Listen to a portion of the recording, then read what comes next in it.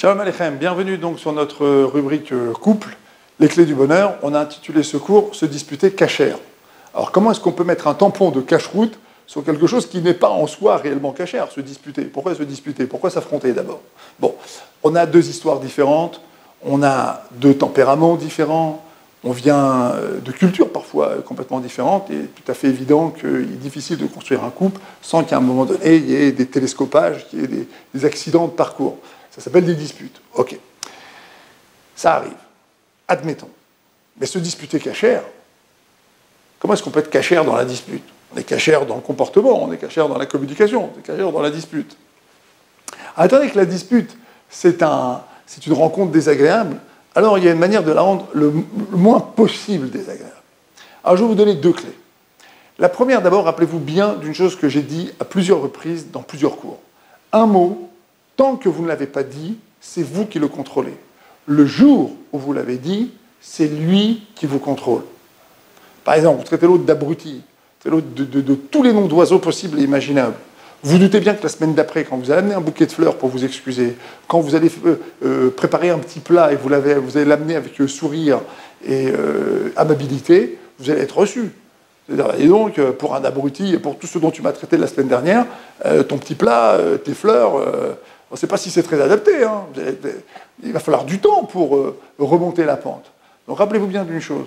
Quand vous avez dit un mot de trop, quand vous avez insulté, quand vous avez fait référence à la belle-mère, au beau-père, vous avez fait référence à la famille de l'autre, vous avez fait référence finalement à des choses qui blessent l'autre, ben, vous allez devoir remonter une pente. Et c'est dommage, parce qu'il faut se rappeler que toute dispute a un lendemain. Et le lendemain, ben, en général, il faut remonter la pente. Alors quand on a été trop loin, c'est très difficile, la pente est savonneuse. Donc un mot, d'abord, vous le contrôlez. Tant que vous ne l'avez pas dit, c'est vous qui le contrôlez. Le jour où vous l'avez dit, c'est lui qui vous contrôle, et il prend le contrôle du courant de discussion entre monsieur et madame. Ça, c'est la première clé. Deuxième chose, le ton. Vous savez que parfois, quand on parle doucement, on entend mieux. Je vais vous donner la preuve. La prière.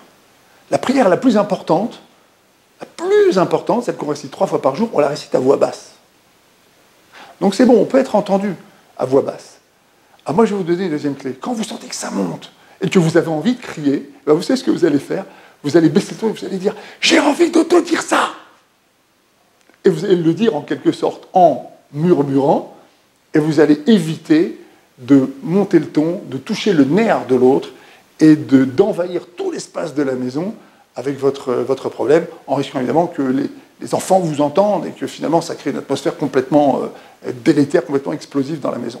Il faut parfois savoir baisser le ton. Même si à un moment donné, on s'affronte sur des choses graves, on a un vrai problème, on a du mal à communiquer, il vaut mieux au moins que le ton ne soit pas touché. On va parler plus doucement. Ok? Voilà, je vous ai donné deux clés. Attention, faites attention à ce que vous dites, parce que le lendemain, il faut remonter la pente. Et rappelez-vous bien, quand vous parlez trop fort, ça touche les nerfs, ça excite. Parlez doucement, parlez plus doucement. Divrei chachamim benachat nishmaim. Les paroles des sages, elles sont entendues quand elles sont dites calmement. À très bientôt.